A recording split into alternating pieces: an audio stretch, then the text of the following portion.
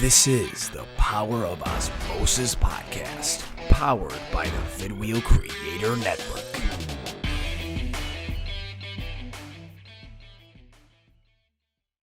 Hi, everyone. This is the Power of OZmosis video podcast, powered by vidwheel Creator Network. My name is John Osberg. I'm the principal of Power of OZmosis Consulting, and I'm joined today by a good friend and someone who inspires me, Maureen Kemeny. Maureen, welcome to the show. Hi, John. Thank you. Thanks for allowing me to be here. Great to have you. And I know we talked before the shoot that we had to work with our schedules to get this dialed in. So I'm glad that we found a moment to have a chance, one coach to another, to kind of converse and provide a bit of a guide in these 20 to 30 minutes for our listeners and watchers on things that have to deal with the foundations of your health and how to parlay, once you've gotten the foundation built solidly, how to parlay that then into self-discipline that is sustainable.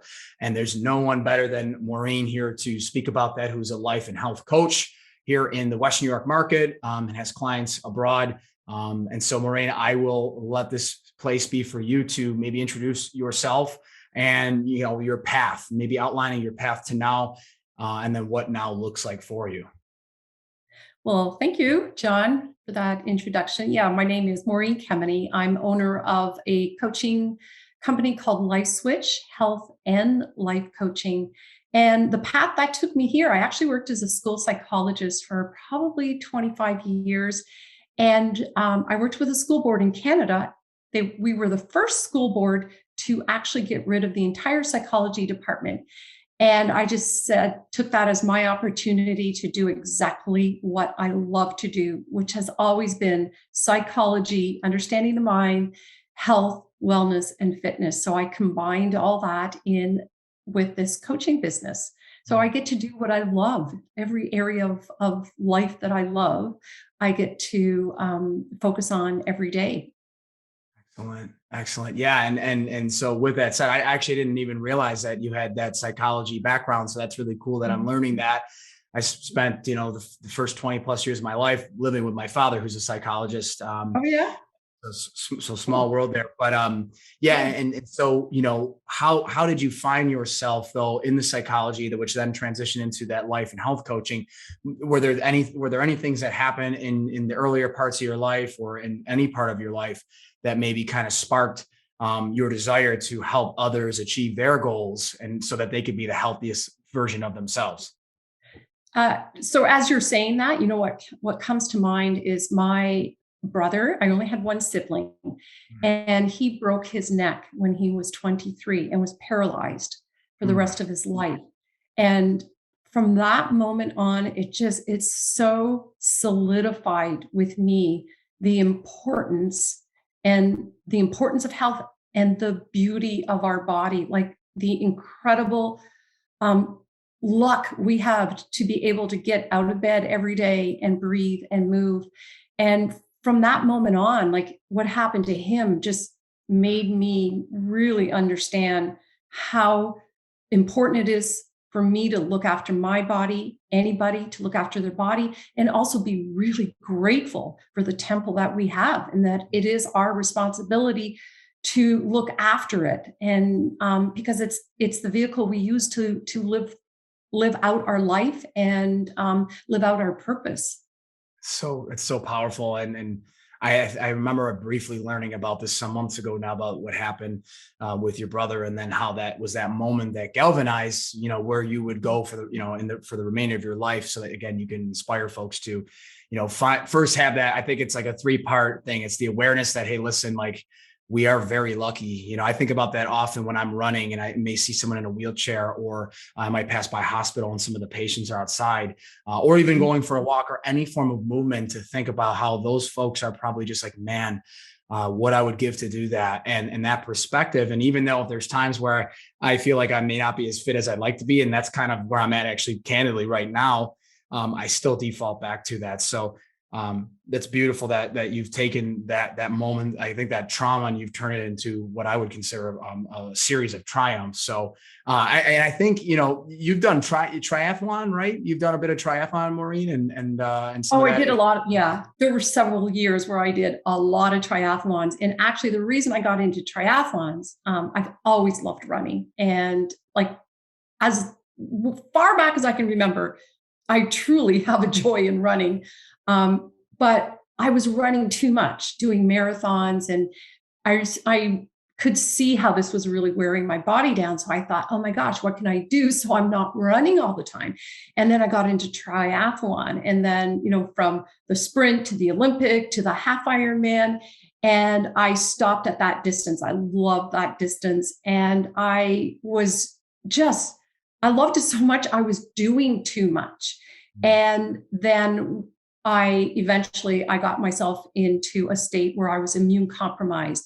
So, how you're saying you would love to be more fit, being older than you, John, I can look back and I can see where, fitness is, you can easily get addicted, right? I mean, there's the endorphins you get from it. And it's so wonderful to be able to do it. And it's also very addictive, and too much is not good, especially when you get into your 50s, when you get over 50, like I am. It's too much on the body. It's too hard on the body. Our hormones are changing so much that it actually creates ill health. And I'm a walking example of that, because I really did dig myself into a hole where I was immune compromised. And then I was forced to really step back and really reevaluate what fitness looks like. And that too much is not health. So there's two sides to every coin, right? Right. I mean, the classic phrase that I sometimes wonder if it's really that legitimate is everything in moderation, right? And I think it probably hits most areas of life. I think you're right. So I've seen where I've had weeks where I'm running in the 70, 80 mile range within 7 days. And it's just, the recovery is just killer. I can't even fathom what that looks like now, because it's been a little bit since I had those types of mile logs. But you're right. And so but I think that's a great segue then. So I mentioned earlier in the beginning of this that we were going to talk about the foundations of health and how to get those kind of, dialed in, if in a way, or not colloquially speaking, but get them in a good place so that then you can start to create that self-discipline. Because if you're, we said this before we started shooting, if you're putting the wrong things in your body, doing the wrong things for your body, for your mind, for everything, but you're trying to create self-discipline, it's a losing battle. So I think the order of operations, which we'll cover now, and I'm so excited to learn more from you, and it couldn't come at a better time. Candidly, this is great for me and for our listeners and watchers, would be how, what are the pillars of health in your opinion? And, how do we start to focus on them and start to, increase the vitality of each? Well, coming from two perspectives, one is a research science perspective, but also a personal perspective, because I'm now in my 60s, that sleep is first and foremost the most important thing. If you're not sleeping, just everything changes physiologically, emotionally, mentally. So over the years, I've really learned that the most important health habit to focus on is sleep. And there's so many things just in learning how to sleep better that a person can do. And also it depends on your age, what season in your life that you're currently in, that will really determine what you put into place. But there's just so many things. And I'm still learning, with each decade, it's like, okay, I have to revisit this and I have to relook at what some different options are, because sleep really is paramount. And then after sleep, with stress, we have to sit back. We have to understand the impact stress has. And again, I think with age, there's just a more global perspective on that. We don't see it nearly as much in our 20s and our 30s, because you're building your life, you're creating your life. But when you look back, you can easily identify what stressors caused what results. And learning to curb the stress and the amount of the activities that lead to that stress, especially the thoughts and mental, emotional mindset activities, that has a huge impact on health, huge impact, health, sleep, everything. And then, of course, food, right? Food is medicine. Learning to minimize sugar, that would be the biggest thing. Minimize sugar, minimize processed foods, learning that you deserve to eat really healthy because you deserve to feel your best. So true. So nutrition, drinking water, minimizing alcohol. So food is certainly important. Also, environmental toxins, that's a huge source to look at, source of physical, emotional, mental stress as well. Just the toxins we have in our own home, we can control that. Chemical sprays, how you clean your home, what you put on your body, they all have toxins where you're working in your work environment. And most cancers, the link between most cancers is environmental toxins. Food is an environmental toxin as well that you're putting in your body. Whatever fragrance you put on your body is a toxin that gets absorbed into your body. So that's super important too. So, so many levels: sleep, stress, food, environmental toxins, and maybe exercise. Oh my God, there's another one, right? Yes. Exercise, not too much exercise, but enough exercise so it's not robbing you of health and not robbing you of sleep and creating too much cortisol, etc., breaking your body down. So those are some of the foundations to health, right? This is so good. And it's funny. I gotta admit, I'm kind of in real time giving myself an audit on the things you're saying and saying like, how's this? And it's funny. I wanted to key in on the fragrance thing. I think that's something that so many people don't think about. I don't know for certain on that, but I feel that there's a bit of a lack of knowledge on the colognes, the perfumes, the sprays, the lotions that we put on ourselves, right? What's our biggest organ, right? Our skin. And so when you're letting things permeate your skin like that, or even breathing it in, and I haven't done enough research on if even breathing in some cologne or something is bad, but I know obviously on the skin, and it's something that I just think we don't think about. So you've already loaded this with so much insight for people to do that audit, right? To do that audit for themselves as they listen and watch this. How am I doing with my sleep? And maybe because that is the foundation, can we just key in a little further? Things that maybe some tips and tricks that you find have helped you really optimize your sleep so that you could perform your best? Absolutely. So first of all, your sleep is really determined by your circadian rhythm. So if you're someone who's having trouble sleeping, a great tip is to get outside first thing as the sun is rising. They've shown how the angle of the sun, as it hits your eyes, will help establish or reestablish your circadian rhythm. So just doing that, and also going outside when closer to sunset.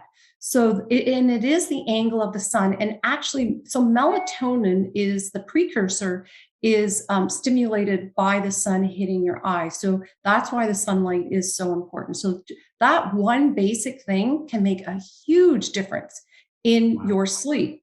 It also will help trigger cortisol, should be the highest for around 8 a.m.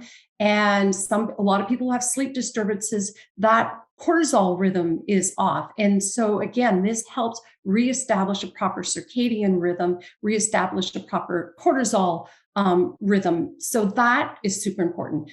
Minimizing blue light after dinner. You want to be eliminating blue light. So you can, I have blue light blocking glasses. That's, super easy to do. You can get, there's an app you can put on your computer called F-Lux that will minimize the blue light, turn off overhead lights. Also, removing just that electronic stimulation. It really affects me. I've even noticed now, I used to have so many night meetings and coaching that it takes me 2 hours to wind down, to mentally wind down. So I've had to eliminate those later night meetings because I need to be in bed by a certain time, because no matter what, I'm awake at least by 5. So I need to have the wind down period and be in bed by a certain time to get the amount of sleep I need. So, watching all the electronic stimulation, the mental stimulation, watching the blue light, some other things in your bedroom, make sure it's cool enough, make sure there are no lights, even red lights, like alarm clocks that have the little red lights. Any light will interfere with your rhythm, your sleep rhythm. So there's just some basic, there's so many you can do, but there's a few.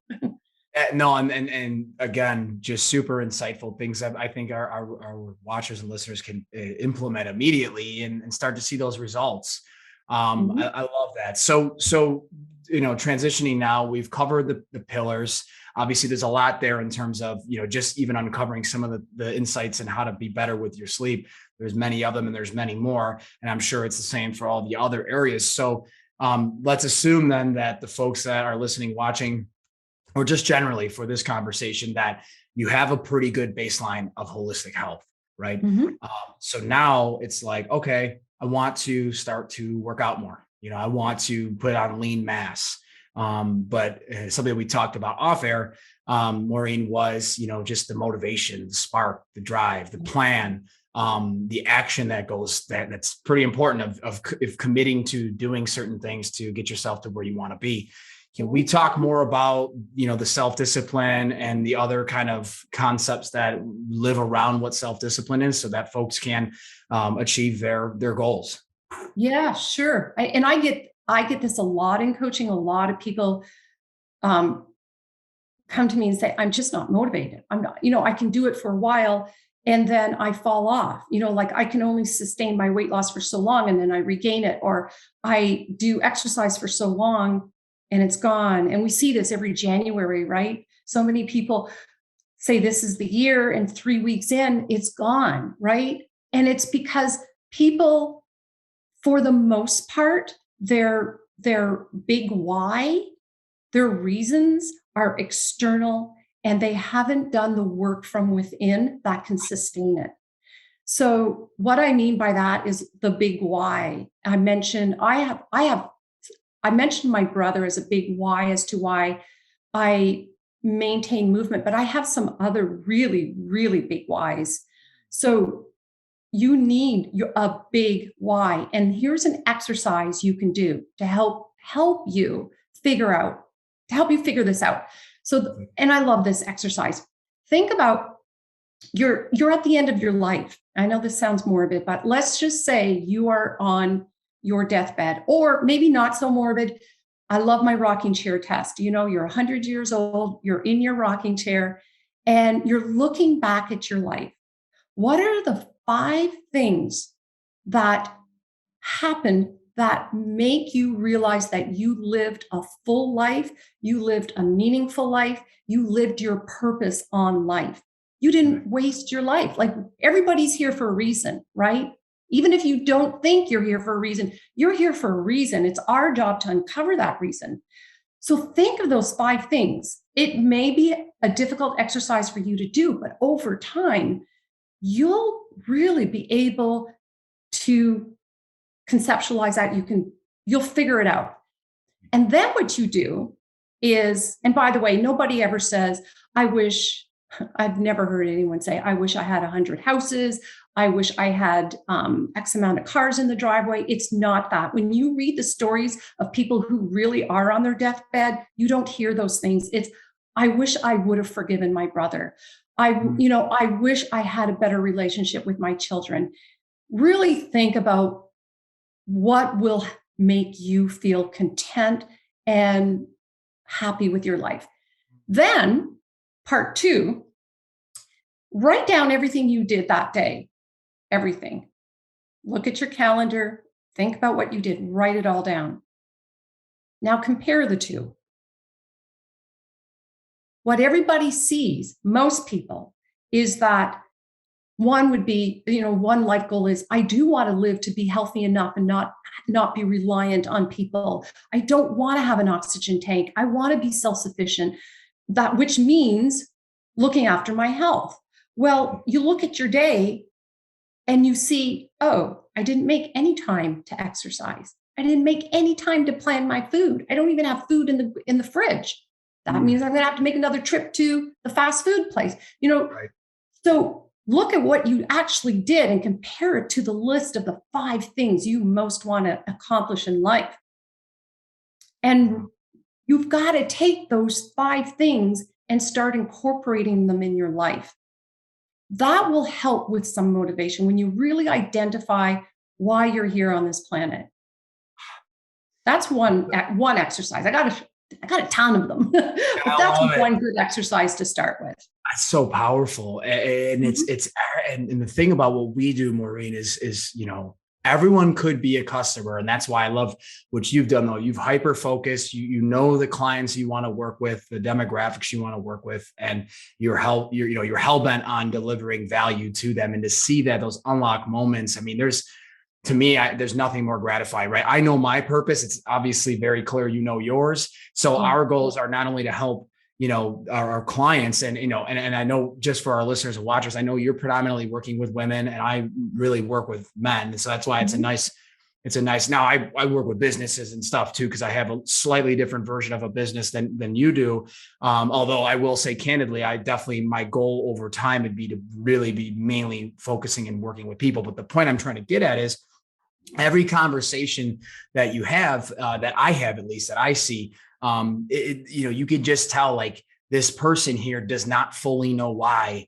And I shouldn't say every, but there are so many, Maureen, excuse me, that I can tell, like, when you're speaking with someone, that they don't know, right? They don't know why they're here, what they're doing. They've got that job they've had for a couple of years. It's kind of a stable conservative play, but then you get them talking about what they love. And I just had a conversation yesterday about it. I won't, name names, but there's someone that I know that, that's working in a job and, does not really want to be there much longer, wants to launch their own business, but you can hear it and feel it and see it. But with a coach, we come in and we can see things from a different perspective and lend some insights and tips. So what I was curious to do very briefly would be maybe like an on-air. We're not even like fully on air. We're recording.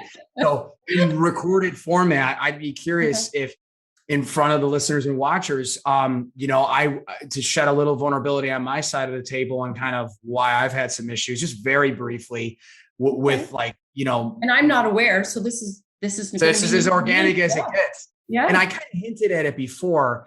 And I think I have an idea of kind of some solutions, but again, all coaches even need coaches, right? We need mentors, we need support, we need coaches, we need books. Everybody does. Ongoing. Yeah. Be your best, be your absolute best. So here's the thing. A year ago, it's October 2021. A year ago, my fitness levels were much different. I alluded to it earlier a bit. I was running a lot more. I think I ran 1,800 miles last year, maybe not 1,500. So it was a good year. And I ran some events and stuff. And then I had an injury at the end of the year. And then that kind of played into this year. And I found myself where I probably haven't even logged. I probably about half the miles that I've logged with running. So I keep finding myself just in a position where I can't seem to lace up the shoes enough. When I do, I don't really have a plan, and I don't want to give too many moving parts here, but the summation of it all is, I'm allowing the fact that I'm comparing from last year to get in the way of this year. And my motivation and drive and spark has been a bit robbed. And then even physically, you can feel it, right? I feel it in my calves and my Achilles and my quads and all these other places longer than I would have last year, right? Where I was running on average 7-8 miles a day on average, right? And now it's like, I put an 8-miler in, like I ran 8.25 over the weekend on Sunday, and that was great for me, but I felt it till like yesterday. So the point is, it just seems like I can't get back in the groove. And I'd be curious if there's a thought that you might have that could be helpful for, again, in real time here, if you haven't had. Yeah, this is awesome. I love this. So a lot of things as you're talking, and I don't know if you notice, I'm like jotting down a few notes. John, I love it. Something that you alluded to, which is very common with most people. This is another reason why people have trouble with motivation and self-discipline, is that we base our future performance based on being past focused. Yes. So someone who comes to me who can't exercise or who can't lose weight or whatever, it's because they are analyzing future based on what's happened in the past and Mm, how that feels. So how do you feel when you're saying all this? Like, tell me not what great. emotion. Not feeling good, man. Beating up on myself, down on myself, Yeah, low energy, right? Low right. motivation. And so you're not feeling good about yourself, which means the next question I have for you is the fact that you're not able to run and you've interpreted it in your mind that you're not as fit. So that's something I would challenge you on right away. But I would say to you, so that's a different conversation. But I would say to you, what are you making this mean about you? What? Sorry. What am I? What What are you doing? making it mean that you can't run as much as you did last year? What are you making it mean about you personally? Yeah, that I'm just I'm a bit of an imposter almost, right? I in person, even like, again, if I was at an event yesterday, a dinner event that is, and everyone's kind of joking about, Johnny Osmosis is he should start a boot camp. He's gonna whip everyone's butt. He's gonna get everyone into shape. And in my head, I'm like, they don't even, and I'll say it oftentimes. I'm like, oh, I'm really, and that's the other thing too. It's that concussive kind of repetitive, like, yeah, I'm definitely not that fit, nowhere near where I used to be, right? The words, right? Thoughts become things, like we've kind of talked about earlier. So that's part of it. Yeah. Identity. And why is that a problem that you're not as fit or that you're potentially an imposter? Why is that a problem? Wow. These are great. This is some good questions. Why is that a problem? I feel that I may not be able to deliver as much value to the folks that are consuming my product services. And I think just generally, I'm hypercritical of myself. And I just know it's like a repetitive cycle. I every day or week that goes by where I'm not logging enough miles or as much miles, like I love it, right? What you said with endorphins, right? It's like, why, just where's that missing, like, where's that misalignment right now in my decision making and my day that will then click and fuse, and I'm back off to it, and I start slow, right? I'm not gonna go run 70, 80 miles this week. Maybe it's Mhm. 30, 40, and then, slowly kind of increment up. But I think that was probably too long-winded of a question or No, answer. not at all. But so Yes. in you've lost your confidence. Okay.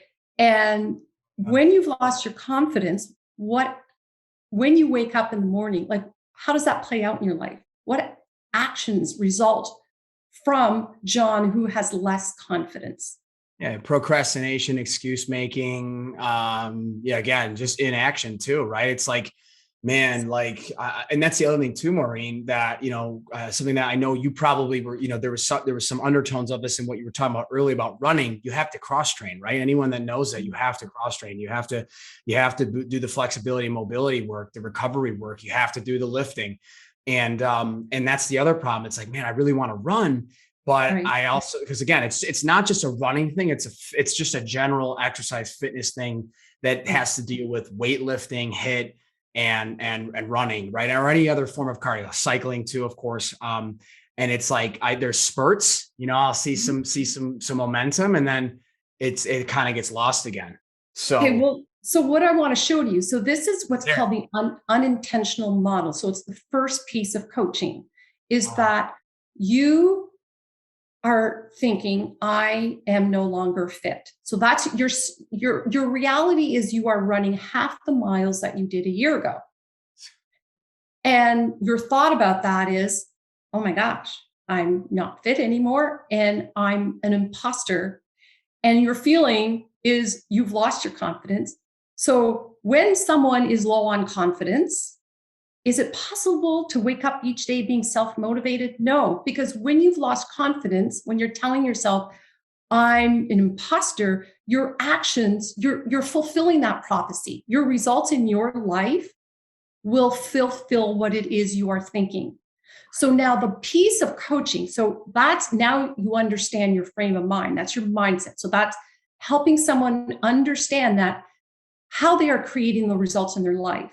Then how you move forward with that is you help the person develop the thoughts that will create feelings of empowerment and then create the results that they are seeking for in their life. So that's how coaching works. I'm so glad you brought this up because Wow, it's that was powerful, what Maureen. coaching Holy is. crap. Sorry. Yeah. Sorry. I was like smiling. My face hurts from smiling, listening, watching you kind of in your element, do your thing. And then I'm hearing all these, all these things are landing with me. And it's like, man, like this is some powerful stuff. I mean, this is just, that's the thing for our listeners and watchers that are seeing this in real time, totally unplanned, very organic. And I'm glad that it was something that you felt comfortable doing because I just, in my head, again, speaking completely plainly, I don't typically script things. I like to keep them organic. I do enough due diligence. I know you a bit. I know what you're about, your ethos. So this has been awesome because it's been so organic and so useful and spontaneous too of sorts. So, just listeners, the millions of listeners and watchers that are hit. I do it on all my shows because it's law of attraction, right? Magnetize there this you thing. Go. One day it'll be there.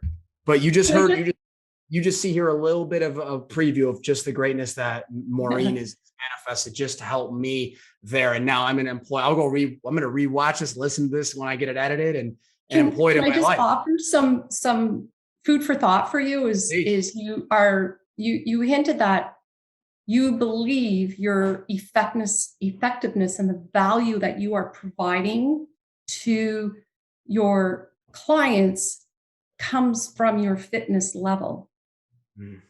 The more fit you are, the better of a coach you are. So when you really understand your worth as a coach, then whether or not you're running 70 miles or no miles is not going to influence that. Right? So that's where you would, Sorry, you were saying, Maureen? So that's your work. So when you understand where you are, then your work is now how to move forward. So you can still feel fit and understand that you are just in recuperation. You ran way too much, boy. You gotta look after your body. And it's that balance, right? It's that balance that because then when you use the word kind of robbing, right? I've definitely robbed myself of the energy that comes from the confidence, the poise, the focus, just that overall holistic feeling of goodness of your body, your mind when you do get out there and you sweat. Right. And you do move your body. And that's the one thing that I say to friends, family, clients, whoever, that was the other thing too. I think it was a bit of just all the media I'd put out there where I, run these marathons or events.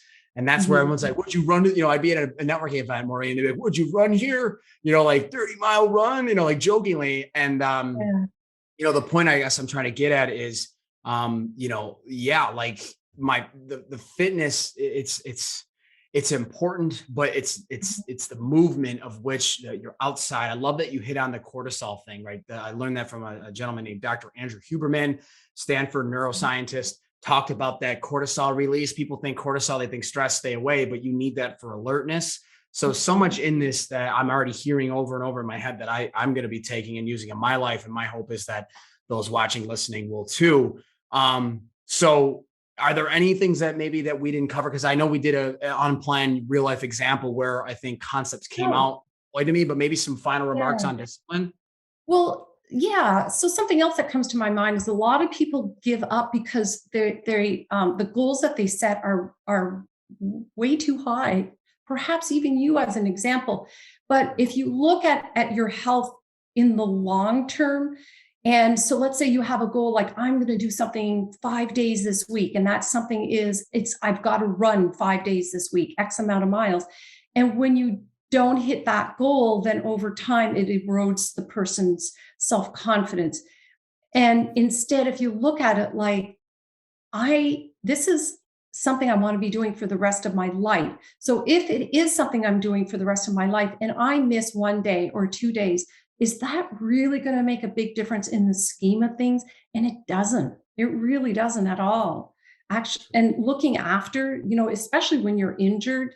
So something else I would offer too as a thought about effectiveness for you of being a great coach is perhaps when you're with not exercising as much, you actually have more energy to give to your clients. So that would be changing a thought that would help you have a different thought for yourself to help you. Yeah. So really what's behind self-discipline and motivation is creating the thoughts that will keep you moving forward. A thought like, I need to exercise every day. A thought like, if I miss once or twice means I've failed. A thought like, I'm not good at this. A thought like, I need to be really good to even start. Those are all thoughts that don't serve you and won't carry you forward with your goal. So any thought that propels you forward and makes you feel good is a good thought. And that's what our job is to keep finding the thoughts that move us forward. Right on. That's so powerful. So powerful. And so with that, thank you. First of all, this has been fun, but I want to make sure I'll have you share, excuse me, how our listeners or watchers can connect with you, where they can find you, and whatever you're going to say, I will be sure to put in the show notes. So anyone listening, you can click hyperlinks, but where can we connect and what's the best way to do that? Well, I do have a website and it's maureenkemeny.com. And on my website, there's a contact page. So I respond. Anyone who reaches out to me on my website, I always respond. And in terms of services, I offer one-on-one coaching. I also have a group weight loss health program. And I also have what's called a 3% club that is for people who are really dedicated to ongoing learning, not just about health, but mental and emotional health as well. So that's something I love doing. And yeah, I guess that's probably the best way. And I have my contact info on my website. Perfect. I'll put that in the show notes. I know you're on LinkedIn as well. So that, in case you're using, I know you post it regularly. So there's a lot of places to find. And honestly too, I usually end the show with what keeps you going, but you had already, touched on some of them, especially with your brother, and just in your own life, seeing the great things that you're doing to serve yourself, both your mental, physical, emotional, spiritual health. But is there one last maybe remark that you might share that is part of that sustainable drive that's kept you going all these years?